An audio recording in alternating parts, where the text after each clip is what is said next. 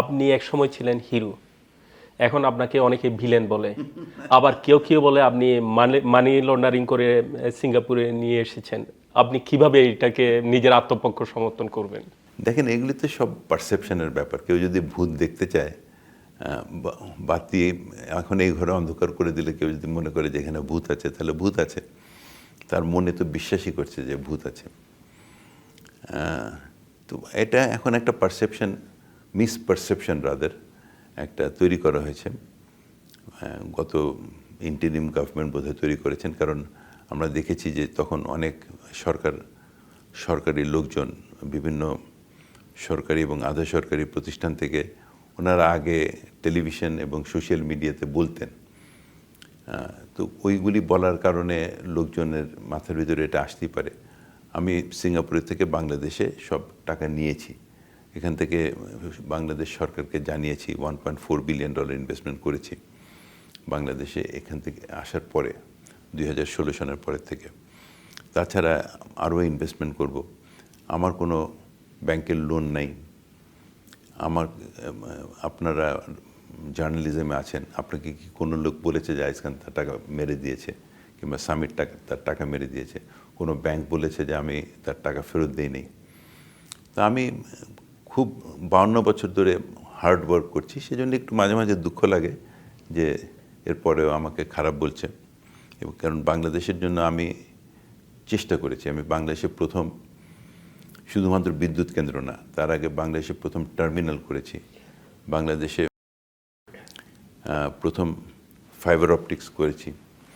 তো আর আমাদের যেই অ্যাসেটগুলো বাংলাদেশ, সেটা তো চোখে দেখা যায়, হাতে ফিল করা যায়। এটা এরকমও না যে একটা ভৌতিক কাণ্ড যে কি করি না করি। আপনার এখন 2000 মেগাওয়াট বিদ্যুৎ কেন্দ্র আছে, আপনাদেরকে ওয়েলকাম করি। আপনারা মেঘনাঘাটে যান, গাজীপুরে যান, যে আমাদের ফ্যাক্টরিগুলি দেখেন। এই আগামী সপ্তাহে বাংলাদেশ ব্যাংকের থেকে 3 জন লোক যাবেন আমাদের এফএসআরইউটি।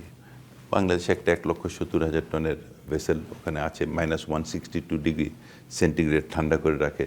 6 কিলোমিটার পাইপলাইন আছে, এসে বাংলাদেশের সাথে লাগে।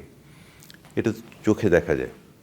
আমাদের fibre optics 55,000 kilometre physical fibre দেখতে পাচ্ছেন। আপনি তো সে তারটা জানেন। আপনি যখন টেলিফোনে আলাপ করছেন, তখন 40 ভাগ টেলিফোনে আপনি আমাদের ফাইবারের মাধ্যমে আলাপ করছেন। ইন্টারনেট করছেন, সেখানে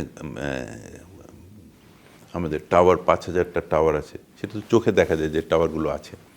পোর্টে যান, চিটাগাংয়ে প্রায় 100 একর জায়গার উপরে নারায়ণগঞ্জে পোর্ট আছে, সে পোর্ট তো চোখে দেখা যাবে। আমি যে বলছি $3.5 বিলিয়ন ইনভেস্ট করেছি বাংলাদেশে, সেটা তো ওখানেই করেছি, বাংলাদেশে করেছি। আমার অন্য কোথাও তো ইনভেস্টমেন্ট নেই। বাংলাদেশের যেই অর্থায়ন করেছি, সেটার যে ইকুইটি ভ্যালু, সেটার ভিতরে আমার ফ্যামিলির যে ইকুইটি ভ্যালু, সেটা নিয়ে বলা হয়। এখন একটা মানুষের অর্থ তো সারা পৃথিবীতেই থাকে, আমার অর্থ বাংলাদেশে। তো ফোর্বস ম্যাগাজিন বলতেই পারে যে আমার এত আছে এত নাই, এটা তাদের নিজের ইচ্ছা। আপনি যেরকম আপনার এডিটোরিয়াল তো আপনি আপনার নিজের ওপিনিয়ন থেকে লেখেন, আমার কথা শুনে তো আর লেখেন না। ওনারা ওনাদের মতন জাজ করে দেখেছেন যে আমাদের পার্সোনালি কি আছে। তো আপনাকে $3.5 বিলিয়ন, $3.5 বিলিয়ন ভিতরে 50% আমাদের ইকুইটি আছে এখন। তো স্ট্রেট ফরওয়ার্ড সেখানেই তো প্রায় $1.75 বিলিয়ন ইকুইটি হয়। তো সেই সুবাদে আমার মনে হয় কমই বলেছে।